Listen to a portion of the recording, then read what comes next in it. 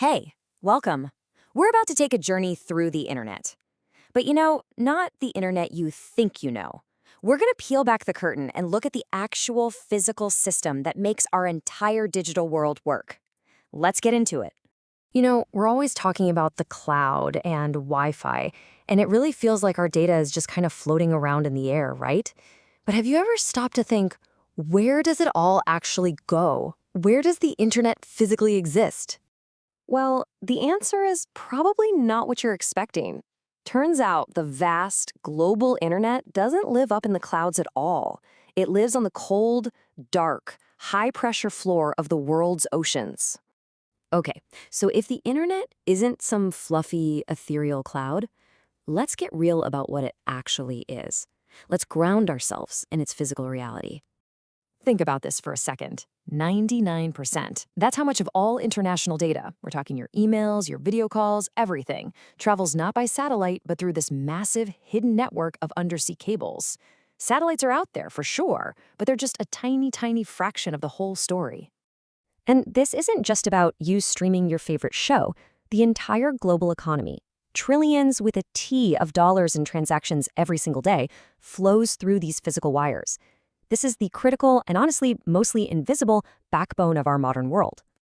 So to really get our heads around this system, we're going to follow the journey of one single piece of data. Let's meet our little hero for this story, the data packet. So whenever you send anything online, I don't care if it's a huge photo album or just a quick lol, your device chops it up into thousands of these little pieces called packets.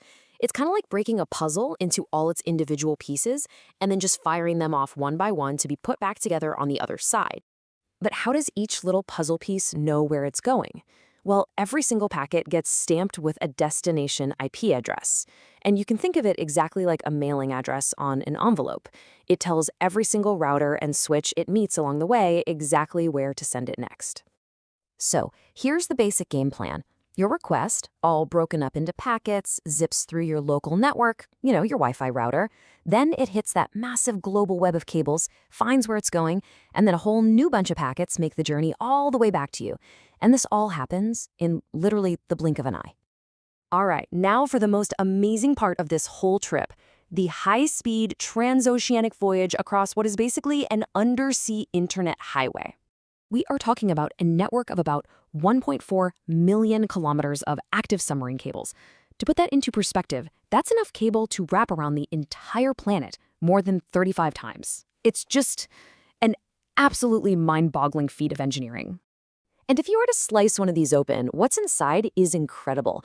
Right at the very core, you've got these glass fibers, each one no thicker than a human hair, carrying our data as little pulses of light. They're wrapped in copper, carrying something like 20,000 volts of electricity to power things up, and then layers of steel and plastic for protection. And the wildest part? The whole thing is often no thicker than a garden hose. Now, I'm sure you've heard the stories about sharks biting the internet cables. It's a fun image, right? But it's pretty much a myth. Thanks to much better armor and just getting smarter about where we lay them, there hasn't been a confirmed case of a shark or any other sea creature actually damaging a cable in decades. The real threats, well, they're a lot more boring but way more common. The biggest culprits are things like fishing trawlers and ship anchors just dragging along the seabed, especially in shallower waters. That's what causes the vast majority of problems. So our little data packet has made it all the way across the ocean. What happens when it finally makes landfall? Well, it enters a very special kind of place where thousands of different networks all come together to shake hands. This place is called an Internet Exchange Point, or an IXP. It's basically a giant physical data center where hundreds of different networks, your internet service provider, content giants like Netflix, cloud companies like Amazon, they all bring their gear and literally plug their networks directly into each other.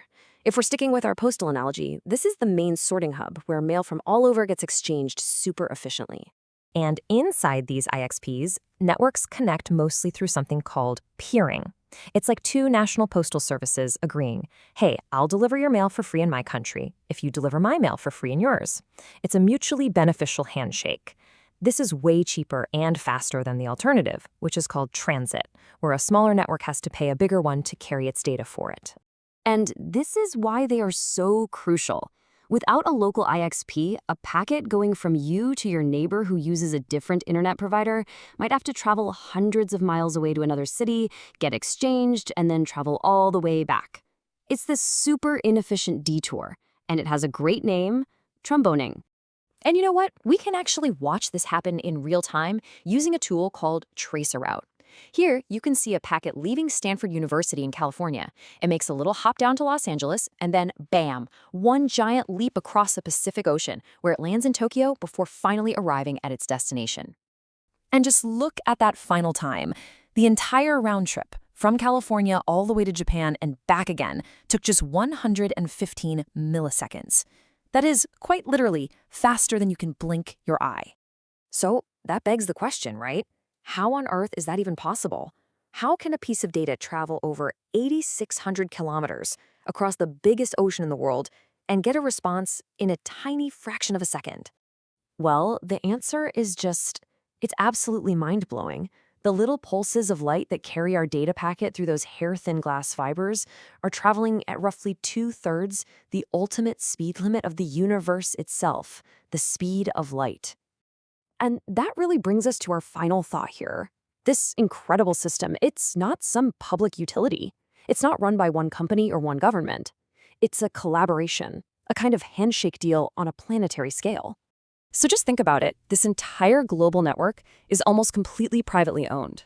Fierce competitors agree to share the costs of this infrastructure and exchange data, all for their mutual benefit. It's this complex, fragile, and totally amazing system that's built on a global consensus of cooperation.